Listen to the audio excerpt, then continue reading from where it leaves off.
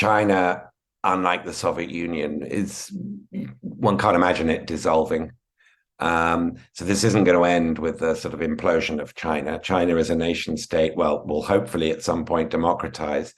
Even then, though, I think that the geopolitical butting of heads between the hegemon and the rising challenger is going to be an issue. But I don't expect China to democratize. That's not a likely scenario. So this issue isn't going to go away. Um, to some extent, it is ideological, in that China is, of course, a one-party communist state and an autocracy. But to some extent, it's simply structural. It's to do with geopolitics. And what's been very striking about Washington the last few years is the strength of bipartisanship on this issue. You look at the China committee, you look at Mike Gallagher, the Republican chair, Krishnamurti, the minority leader on that committee.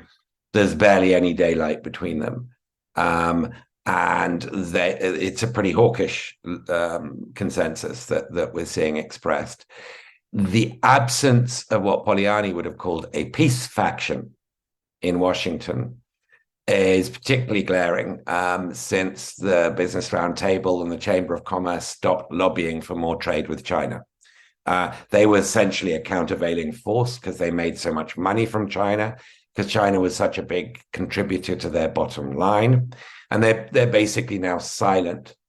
Partly because, if you've got business in America and you've got business in China, as Hank Paulson recently told me, the shaded bit of the Venn diagram where you can say something acceptable to both as a business leader is tiny. So better just to keep your mouth shut. And that means that lobby sort of restraint is gone. And we've got a pragmatic administration that is very much on the Biden administration, very much on the more nuanced side of this hawkish bipartisan consensus. But essentially, as we saw with the balloon incident, the shooting down of the Chinese spy balloon, or what they called a rogue weather balloon, had to respond to Fox News images and shoot it down. It's like an absurd thing to do. And that's derailed any sort of dialogue between the US and China, the response to that. So we're in a very dangerous period with China. And talk of war now is